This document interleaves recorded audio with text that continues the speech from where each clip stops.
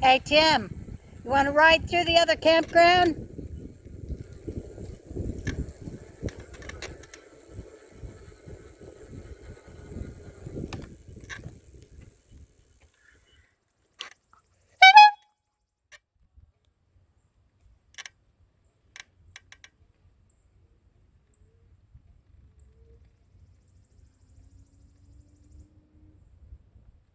Can you get to the other loop this way? Or do you have to go back on the road that other way?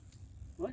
You have to go. Can you get to the loop this way? Or do you have to go around on the road? Yeah, that goes to Loop B, but I think that's all. Go look and see. But Have we been over there? Yeah.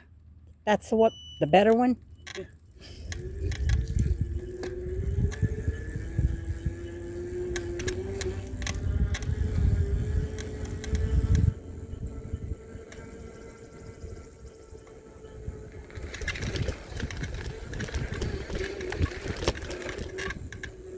Other side was way the other direction. But this is where the bigger trailers are. Because there's pull-throughs here. Hello.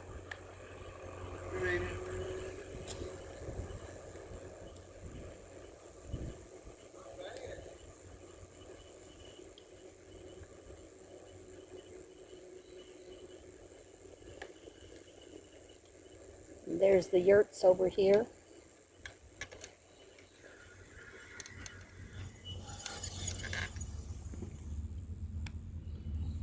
The yurts. And the pull-throughs. Huh? I said the yurts and the pull-throughs. And other people on electric bikes too. They got a nice hammock. Boy, this pedal is wonky on the right side.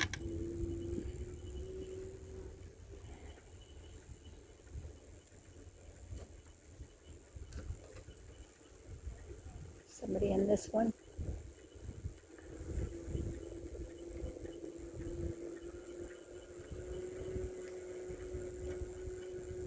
I guess I could have brought the book with me and returned it to the lending library.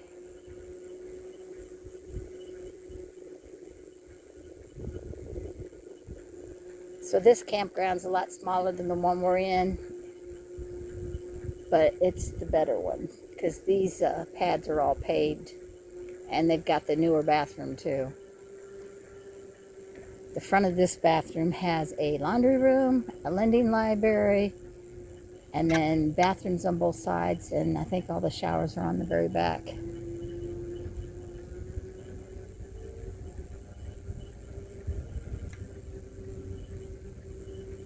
Yeah, this pull-through is empty.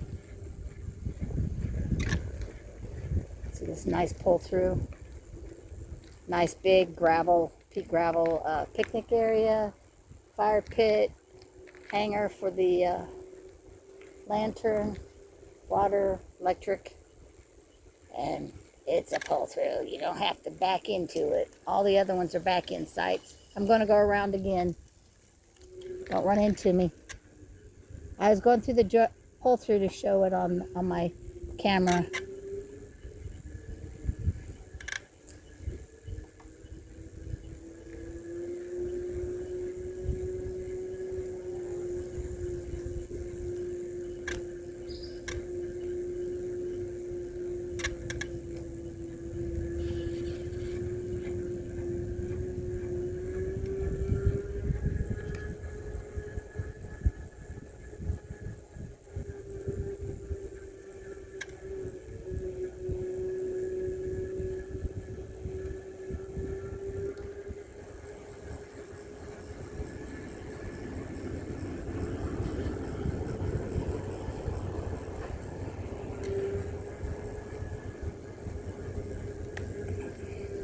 Someone's pulling out.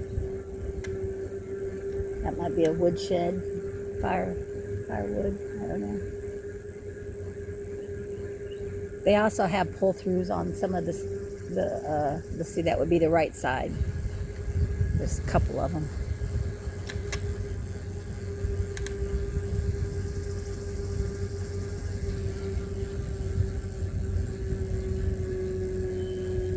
guess he's just doing the trash throwaway.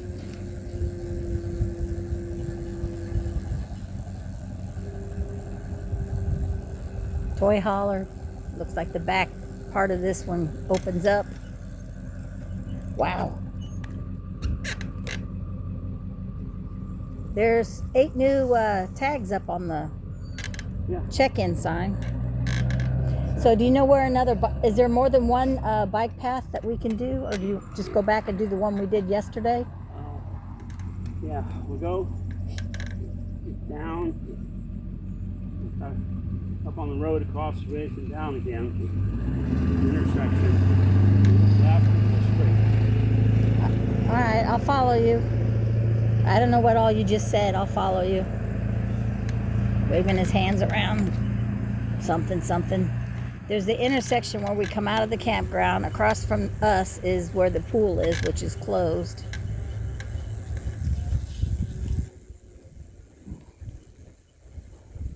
Right there's the board that you pick up your camp ticket, which you really don't have to pick it up because they put a camp ticket on your post, your site post with your number. There's a ticket there, which I took a video of, one of the other videos I did.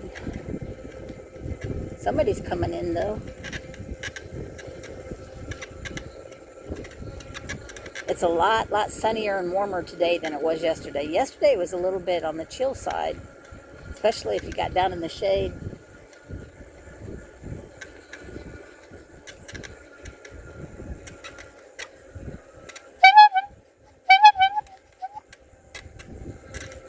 I'm doing it for fun. Funsies.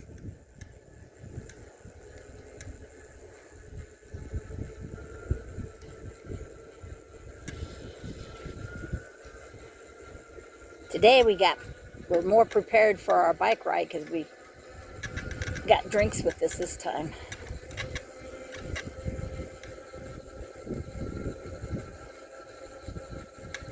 So there's the stop sign I was talking about. This is the road coming in.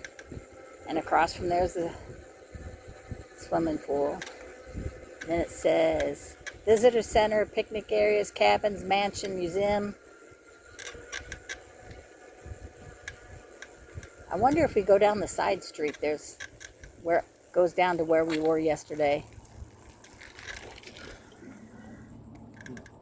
Car. Check the map. Come on.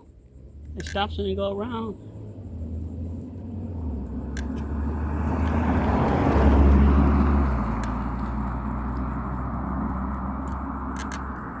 Apparently they've never been to Zion and know the custom of coming to a complete stop and putting a foot on the ground when a car passes you. Are you talking about going down that road that had the sign that said moth event or whatever? I think we should try that road. We haven't been down there. So what again? Well, up there, we go up this road and it's the first road on the right. Right. Here comes another car. In fact, here comes a whole, wow, 2 cars. I guess that camper's going the other direction. Yeah, he's pulled over in the other direction. Here comes 2 more cars. 2 more cars.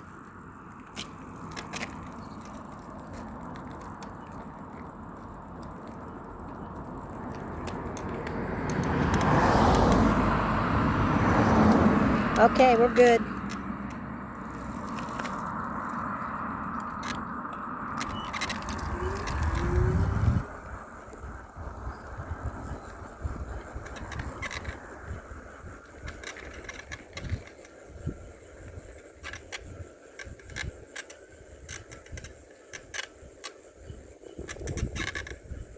There's another sign up here.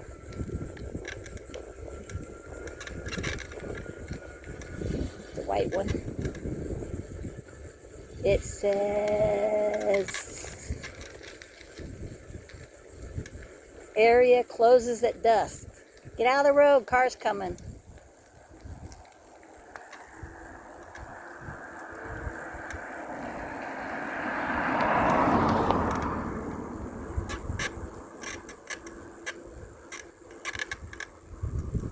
Oh, you want me to go ahead of you? I didn't know what you was. What's the speedometer showing? 8.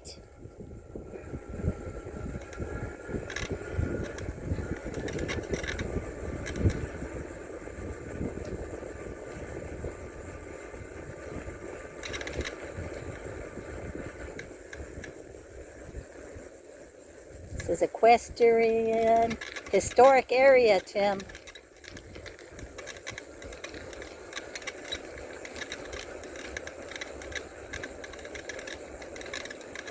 Share the road.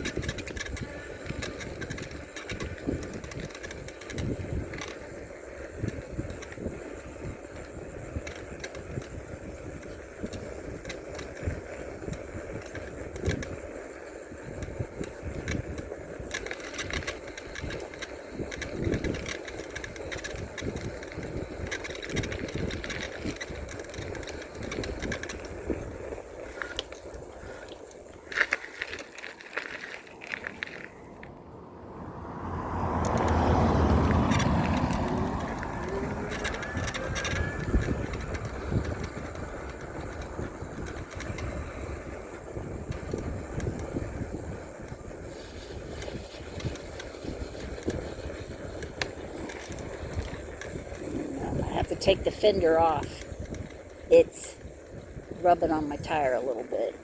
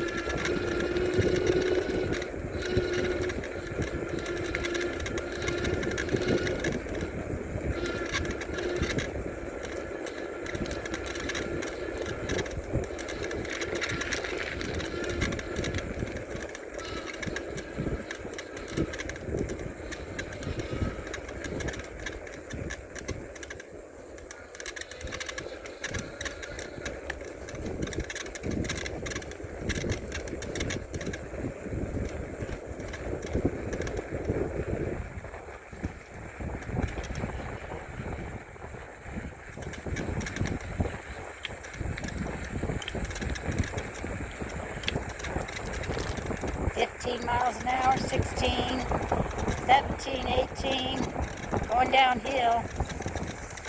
Normally I can't go that fast.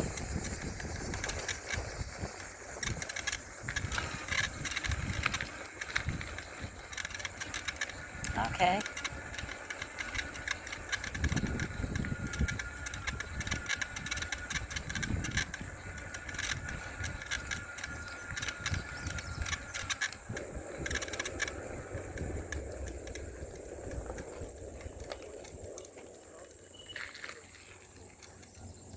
Car. This is where we was yesterday.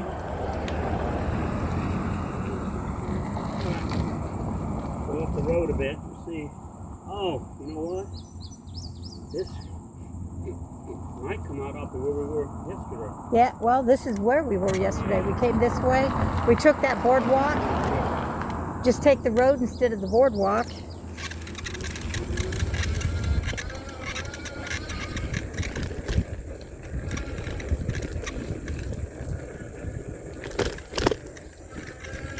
Gotta go uphill. Uppity, uppity, up. Doing some pedaling here.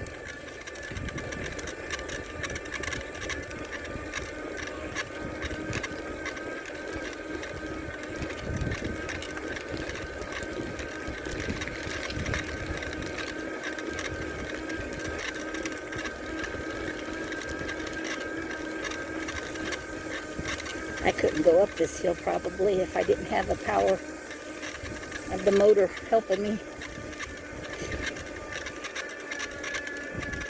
And we're at the crest.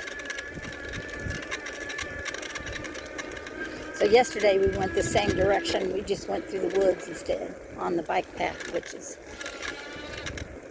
a lot bumpier and a bit gnarly.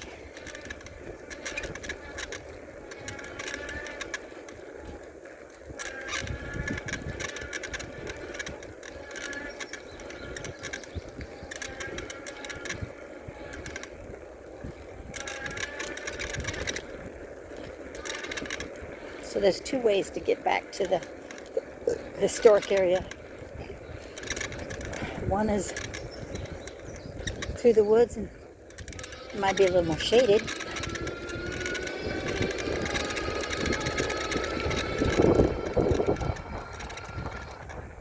it's way over there to the left of us, on the other side of this big field.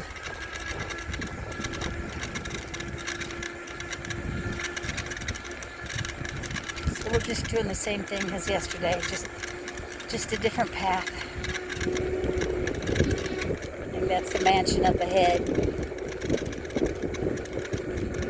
It was on the other side of these flowering trees.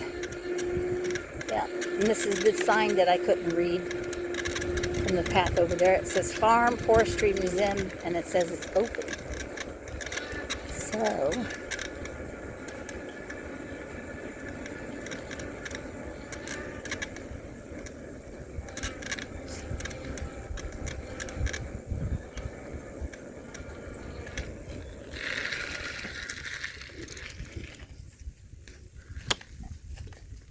there's lights on down there.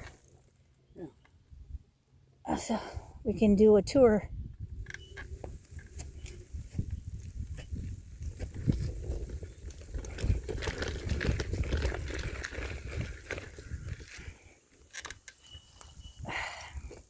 What's this cranky thing here? Ooh, my butt. Yeah, no, of some kind. Something that grinds something up. Yeah. Ooh, it's got a pulley on it.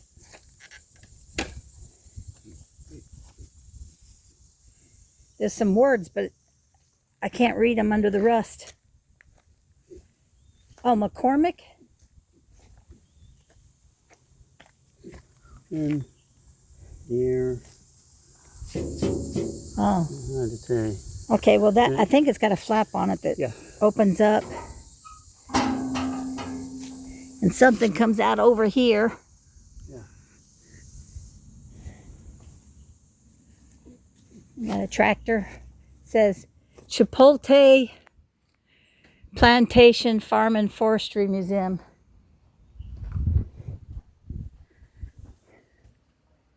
The farmhouse, always changing, always home. Protection from the elements, a warm place to sleep, hearty meals, and a resourceful lifestyle are all things that may come to mind when you hear the word farmhouse. For rural farmers, the farmhouse has long provided a home base where day starts and ends, where nourishing food can always be had, and where a warm bed is guaranteed at the end of a long day. The farmhouse has long served these basic needs, even though technology has changed greatly. In this section of the museum, you'll take a peek into farmhouses from 3 very different periods in American history. Okay. Oh, this got to be a child's bed.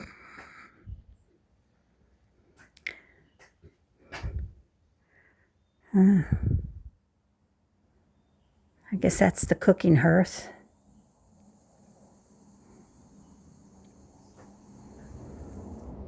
This is supposed to represent the 1830s, the farmhouse as refuge. Before the Civil War, Surry County was home to one of the largest populations of free black people in Virginia, most of whom were farmers.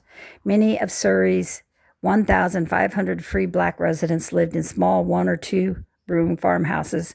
Life in the 1830s was difficult for these families, and racial tension meant they could rarely feel safe. After the 1831 slave uprising led by Nat Turner in nearby Southampton County, some white communities lashed out in fear at their free black neighbors, forced deportation to Liberia, an American colony in Africa.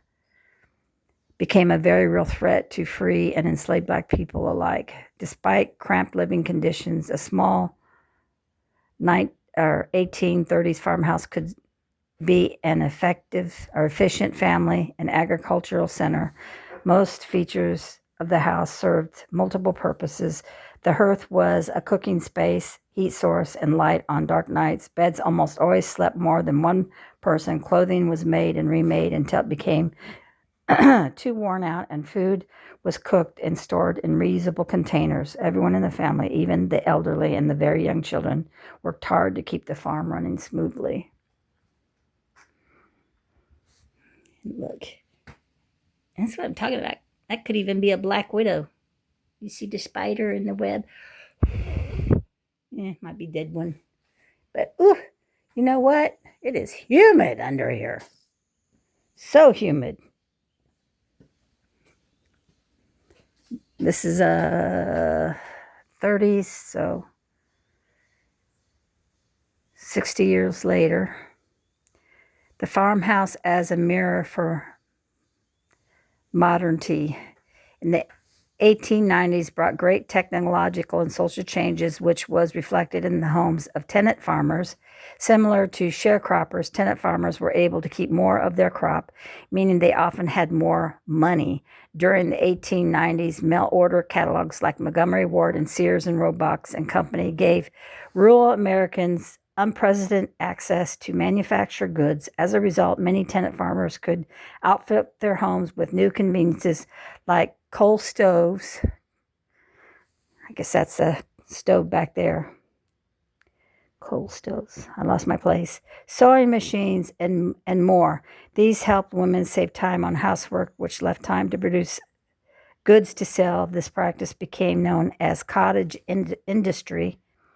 Women's increasing ability to contribute income was reflected in changing social norms. The push for women's voting rights gathered steam during the decade. During the 1890s, a number of revolutionary farming inventions entered the scene as well. Gas engines could power mechanized equipment from hay balers to washing machines, cutting down on manual labor. The first farm tractor was invented in 1892, heralding the end of animal-driven power. In cities, automobiles, electricity were poised to make their way into rural areas, forever changing the way American farmers lived. You've heard of the cottage industry? Where's that at? Somewhere. But there's this. So, what are you doing? Quit messing with my buttons. I'm videoing. There's a sewing machine. There's the wood. Oh, actually, I think they said it was a coal stove. Yeah, coal stove. So that way smaller than my great grandma's wood stove that they had in the cabin in Lake Fork.